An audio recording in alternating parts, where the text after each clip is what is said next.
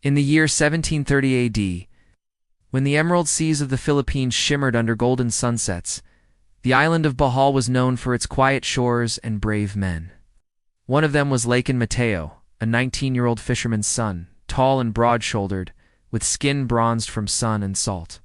But fate, as it often does, turned cruel. One humid night, as Mateo cast his nets under a full moon, shadows came from the sea, ships flying no flag anchored in secret coves. Slave traders from faraway lands raided coastal villages, capturing the strongest young men to sell them in the markets of the New World. Mateo fought, how he fought, but there were too many. Chained and bloodied, he was dragged aboard a Spanish galleon bound for the Americas. Days bled into nights. The captives were beaten, starved, and silenced by fear. Many fell sick. But Mateo, he endured. His heart whispered only one word: survive. And then the sea answered his silent prayer. On the 12th night, as they crossed the treacherous waters of the Pacific, a storm, unlike any before, engulfed the ship. Thunder roared like ancient gods. Waves rose higher than mountains. The galleon groaned and buckled under nature's fury. Suddenly, a scream. The captain, he's overboard. The crew panicked. No one dared dive into the churning black waves. No one, except Mateo. Despite chains biting into his skin, despite starvation and lashes on his back, he leapt not for his captors, but because a life was a life.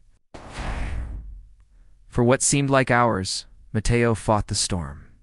With arms strong from years of rowing and fishing back in Bohol, he found the captain half-drowned, clinging to driftwood. With a final push of sheer will, Mateo dragged him back aboard. The crew, soaked and pale with fear, stared at the young man they had once whipped like an animal. And in that moment, something ancient and unspoken passed between them: respect.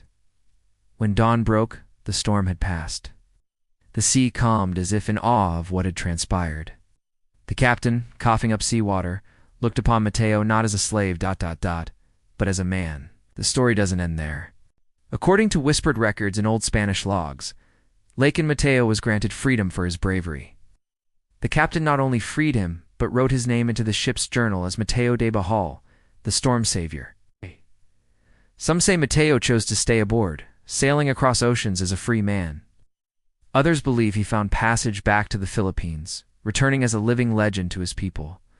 But all versions agree on one truth: a man's worth is not measured by the chains that bind him, but by the storms he survives and the lives he saves. What do you think? Please leave a comment below, share this video, and subscribe to our channel. Thank you.